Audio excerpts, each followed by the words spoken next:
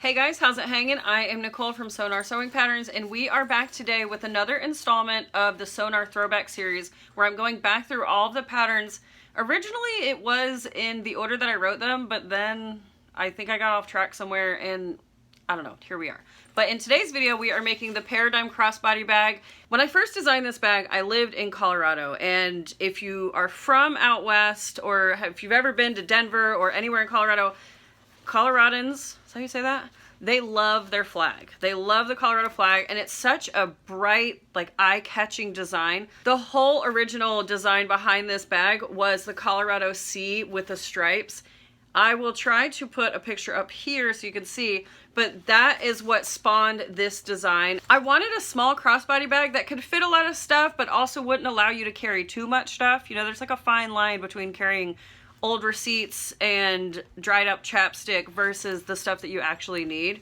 And so I designed this to have one interior main pocket and then one back pocket for all of your quick needs. Now, as far as details for this bag, I went with this lilac cork with black accents.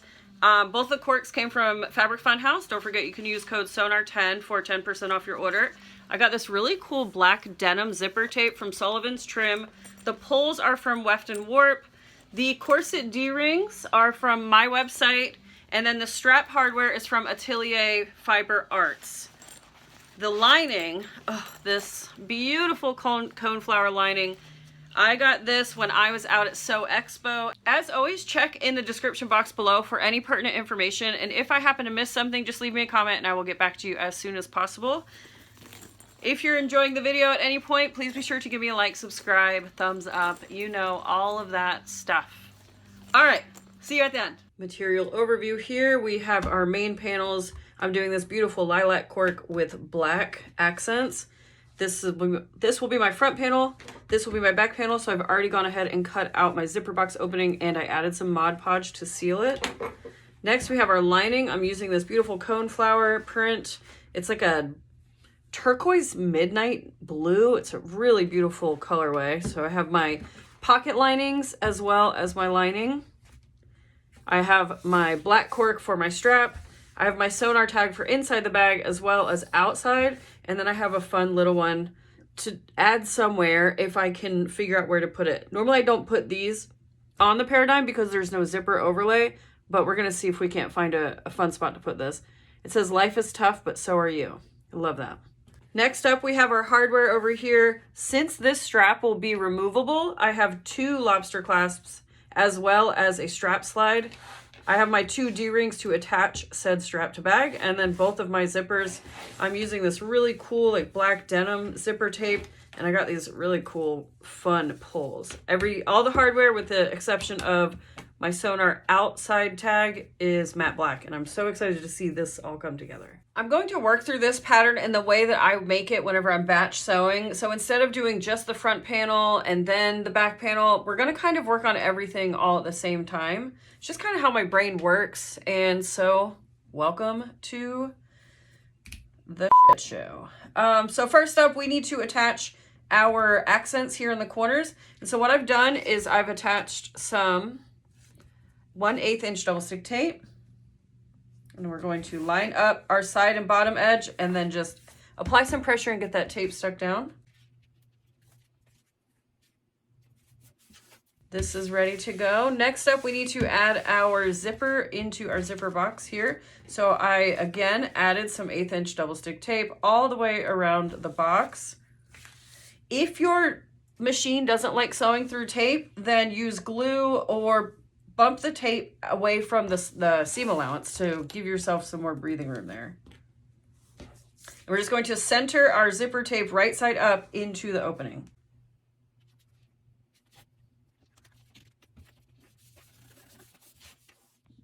We're going to add our bottom, our lining pocket bottom in first. So I'm going to put tape along the top and the bottom for now, but we're only going to be working along the bottom edge. All right, so 1/8 double stick tape, and then I'm going to peel just the bottom. And then I'm going to take the more narrow of the two and the top, see, because I have directional fabric, so I'm laying the top edge along this raw edge of the zipper tape here, like so. It's going to hang upside down and outside of the panel like this. And that is what we're looking for. And then this is prepped and ready to go for now, but we are going to bring this over whenever we go to stitch.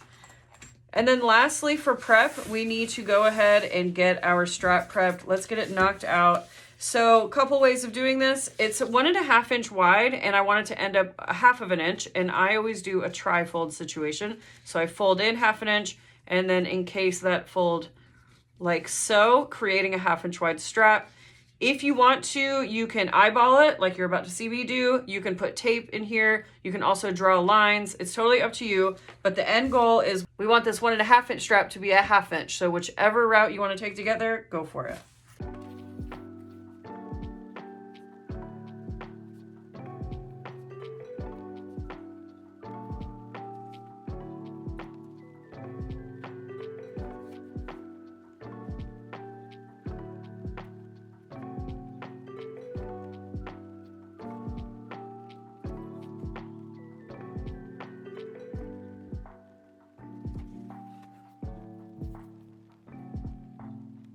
All right, so now everything is prepped. So we're going to take all this over to the machine. I'm going to stitch down all sides, both long edges and both short edges of my strap. I'm going to stitch 1/8 inch from the raw edge on the black cork here down and then back up. And then finally, I'm going to make this back pocket here, which I will walk you through that process as we're doing it. I'm using Tex 80 thread from Wizardry in the color Lilac, a size 4 stitch length, and a size 18 needle.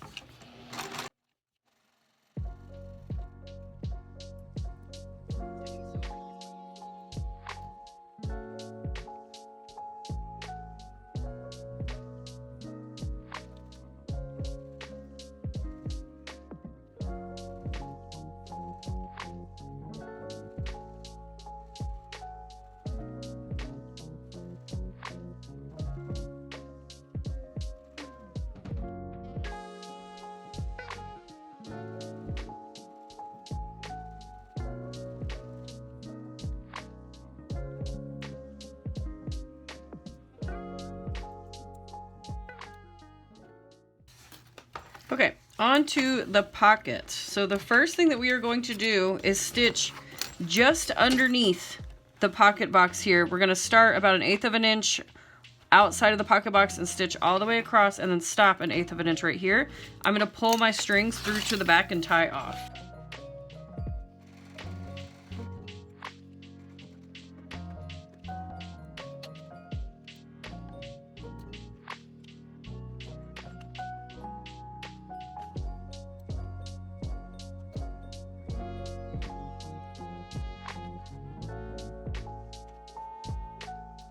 Now I'm going to fold, well, close your zipper, and then fold this piece down and out of the way.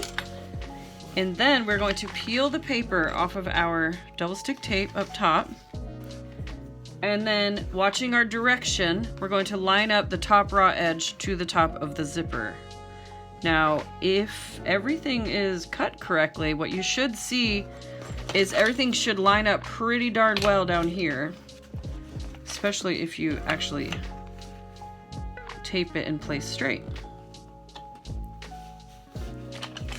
Like so. So now from the front, we're gonna start over here. So we're gonna flip the whole panel. I'm gonna start, and I'm gonna marry my stitches right here. I'm gonna sink my needle right there. I'm gonna stitch up, across, and then back down. I'm gonna tie off my threads again though. But I'm gonna go right where I ended so that it looks seamless.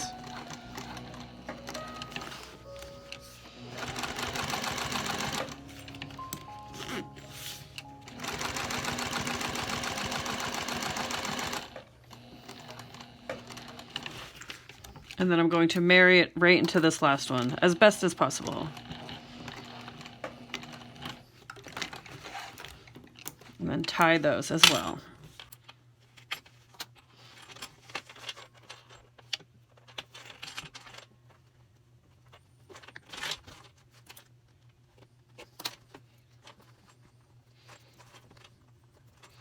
Okay, Now we need to close up this hole to finish off our pocket, but we do need to leave a nice large birthing hole.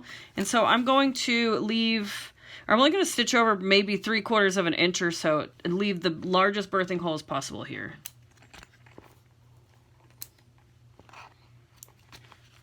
So from the front panel, I'm going to pull just the cork up and out of the way and stitch down across my zipper right over my teeth again. I always like to add some back stitching in there. I'm going to come down. And then if you've noticed, you might see that I left the bottom 1/2 inch of my pocket linings without stabilizer, and I did that on purpose. You'll see I did it on this piece as well as this piece, and that is because whenever we flip the bag right side out through this pocket and then we need to close up our birth hole, I have found that alleviating 2 layers of this bulk with leaving off the stabilizer makes for a much nicer interior on my pocket. I'm going to continue up this side here to finish off my pocket.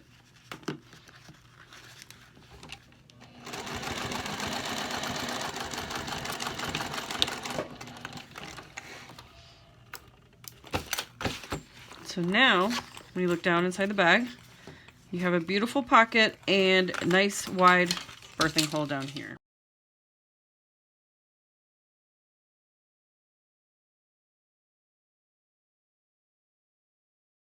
Okay, our back panel is almost all done. I'm just going to trim up a tiny bit here down on the bottoms just to, again, alleviate any bulk that might arise whenever we are flipping this pocket right side out after the bag is complete.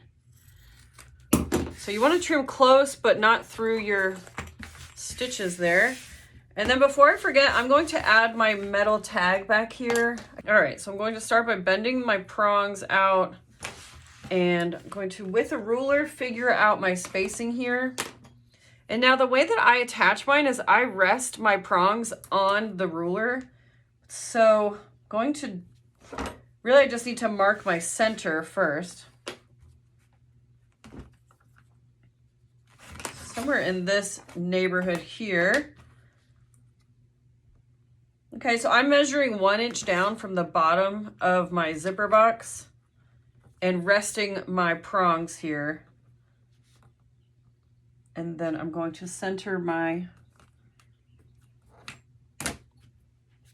what is this? My tag. Then if you kind of put pressure on it, apply pressure, it creates little indentions. Then you can cut those indentions with an X-Acto blade. Be very careful. You want to pull your pocket lining out of the way when you do this. So cut those. There we go. This guy through.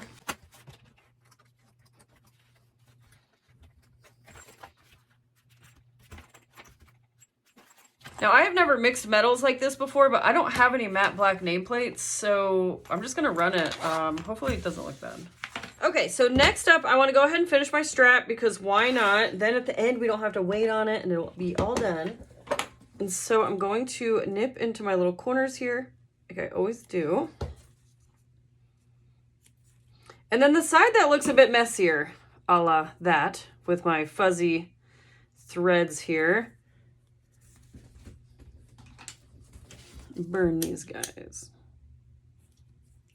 But the side that looks messier is the one that I start with. So I'm going to slide it up and over this middle bar, overlap it about 3/4 of an inch to an inch, punch a hole, and then add my rivet. If you do not have rivets, you can put some stitches here. Just stitch these two together. But if you don't use rivets, what are you waiting for? It is a little bit of an investment, but one of the best investments in the studio, in my humble opinion.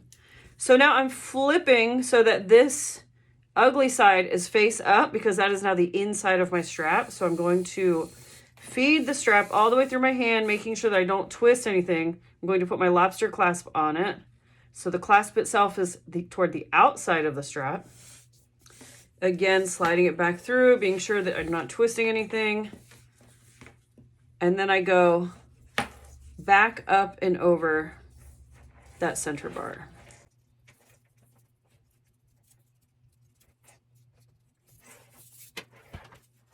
And then it should lay nice and flat like this, where it starts here, it goes up and over, back through to there. And then you need to add your remaining lobster clasp. So I'm going to do it so that the clasp is facing the outside of the strap. And then I fold this up about 3/4 of an inch, thereabouts. As you can see, I did not measure it. Doesn't need to be that serious. Punch a hole and then add your rivet.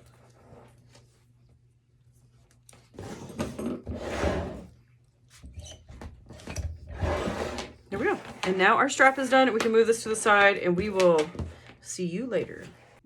Next, we're going to work on attaching our zipper to the main panel. So I have what is the front. I know it's the front because it has these accents here. And I'm going to put a piece of double stick tape right across the top, getting as close to the raw edge as possible. Like so. I'm actually going to put some on the lining as well. And again, be mindful if you're using directional fabric. So we're going to grab our zipper, and I like mine to open from the left side. So I'm going to make sure that my pull is on the left, and I'm just going to tape it into place. And then we're going to create the zipper sandwich by putting the lining right side down, matching up all the top edges here.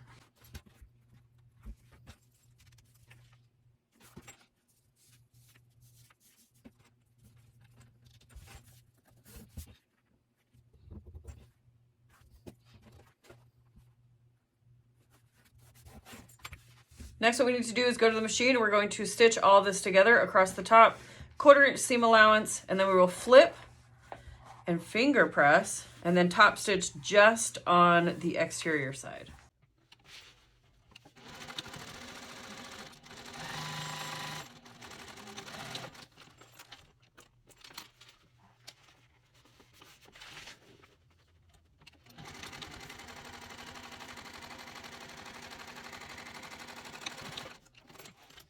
It looks like some of mine shifted a touch, but that's okay because I'm going to be trimming this down a little bit. Once you get to this section, you just need to fold your lining back down toward the main panel, like so, and then repeat all of those steps with the remaining exterior and lining. So tape across the top of both.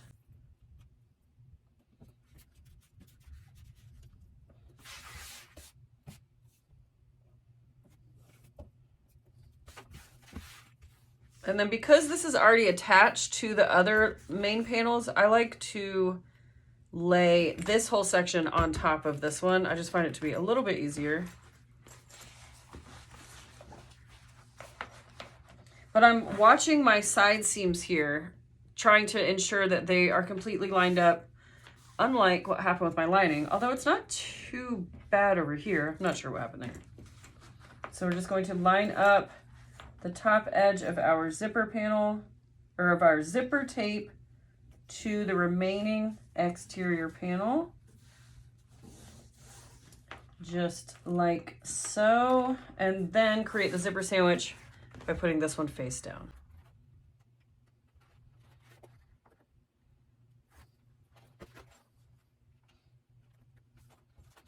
Okay, gonna head back to the machine and stitch the same exact way, so right across the top, flip just the exterior, finger press, and top stitch.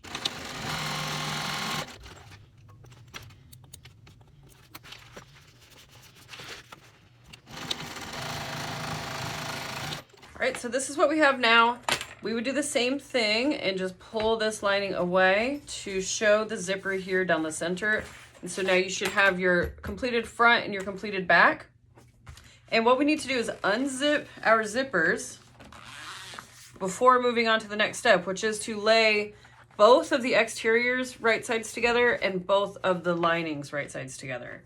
What I like to pay attention to when I'm lining up my edges is actually these joins right here. I want both of those exterior bag sides, the exterior panels, to line up nicely. So I start by lining that up and throwing a clip here to hold that in place. And then I will flip and do this side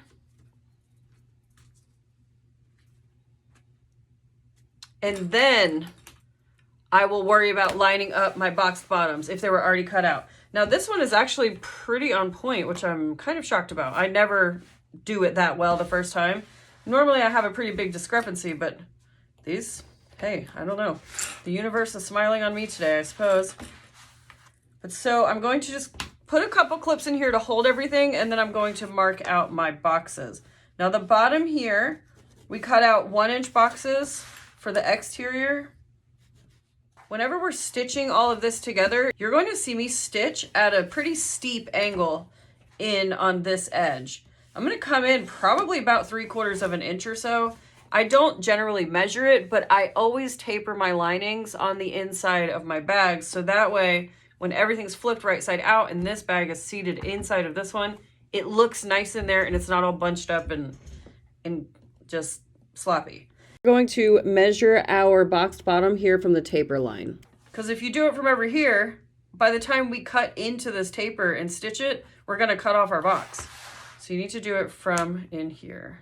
So before I forget, I'm going to add my tags, and I didn't really find a fun, cute little spot to put this purple one, so I think I'm just going to put them both in the bottom seam. I'll put one over here and then one over here.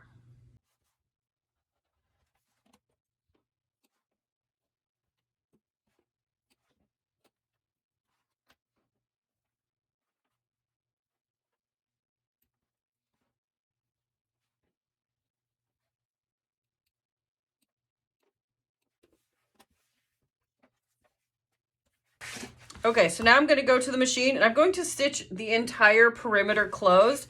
And just like the mini box tote, whenever I get down here, I'm going to, with my needle down, I'm going to push these two edges together. I'm going to pinch them and then continue my stitching to help create those really nice seamless box bottoms.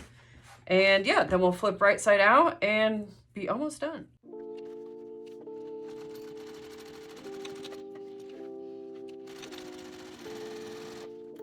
Something else that you can do is if you pop open these teeth over here, then what'll happen is your zipper tape will lay a little bit flatter and it should be easier to jump up over this thick seam here.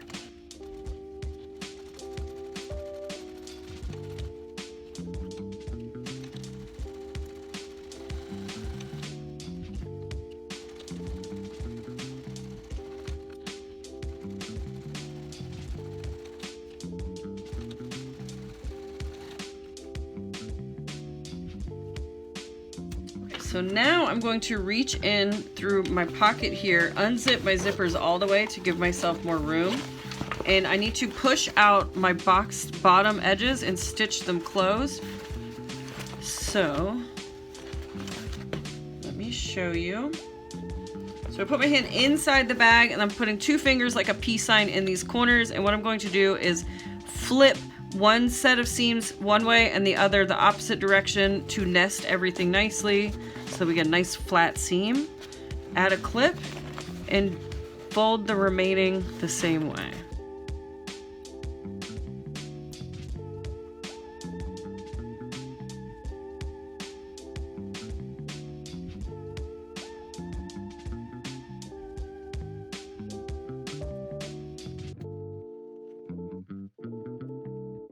Once you get everything clipped and ready to go, I'm going to stitch across these straight edges using a 1/4 inch seam allowance.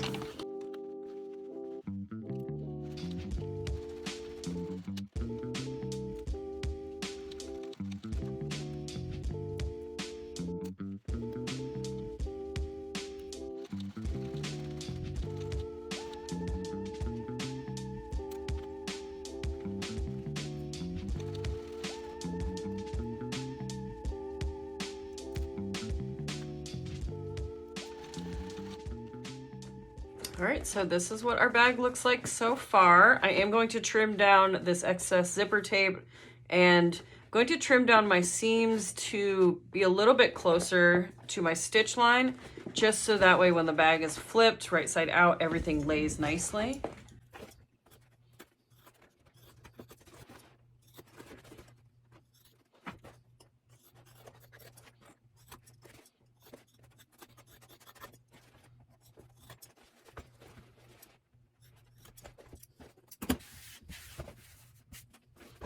flip her right side out.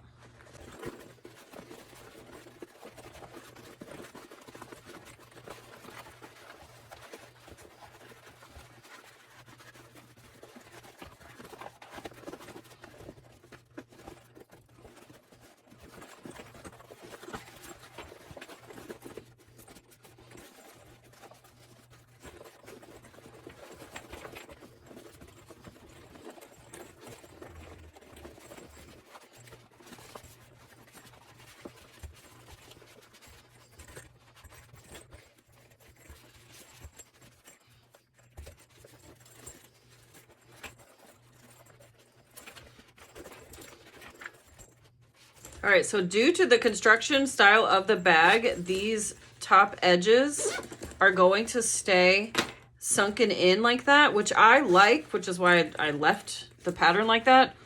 Now, if you don't like this look, you can always create zipper tabs and make the bag that way, and then you'll have really nice flat top edges. But after I get it turned right side out and I take a gander down in there, I make sure that nothing is, you know, bunched up. And so once you're happy with it and everything looks good, then we can go ahead and close up our birth hole.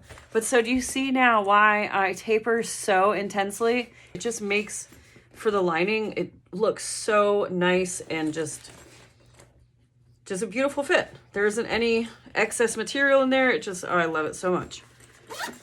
All right, so now we're going to open up our back pocket here, pull our pocket linings out,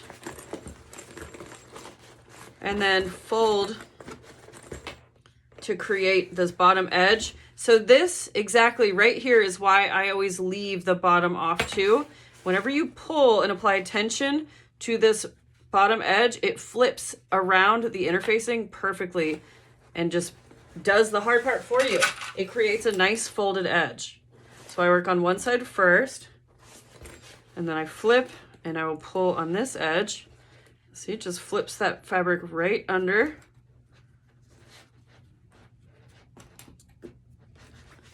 And then now, I'm gonna go to the machine and just stitch this pocket hole closed.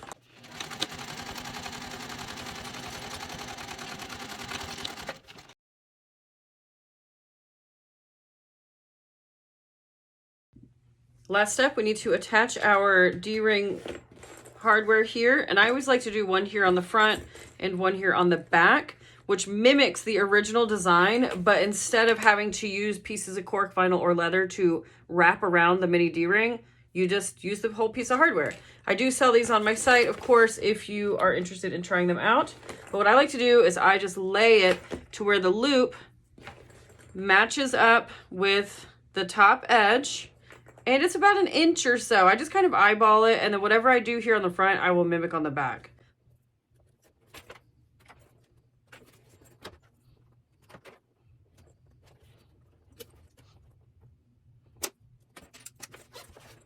Then I just very carefully, I try to make sure that my lining, everything is nice and settled in here. I don't want there to be any gapping.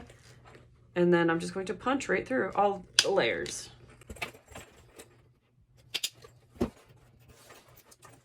I'm going to feed my D-ring, or no, my rivet through the hole here so that the post comes out the back. Add my D-ring and then add my cap. Do that over here as well. And then set your rivets.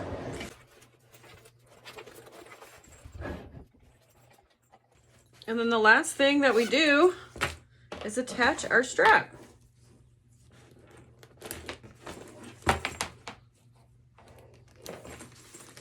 My goodness, could that be any cuter? This contrast thread looks so good on the black. It's a perfect match to the lilac. I just love this so much. The denim zipper is so nice. And then both of the little tags in there, how sweet are those? Love this so, so much. Isn't she the most darling little bag that you've ever made? It's so cute. And I know that it's a small size, but it can really fit a lot of stuff, like full-size phone, tall wallet, all sorts of random things. I like to clip my keys to one of the D-rings. I love this size bag. It's perfect for everything. And then if you want to be fancy and take it on a night out, you can just take the straps off and bing, bang, boom, you have a clutch.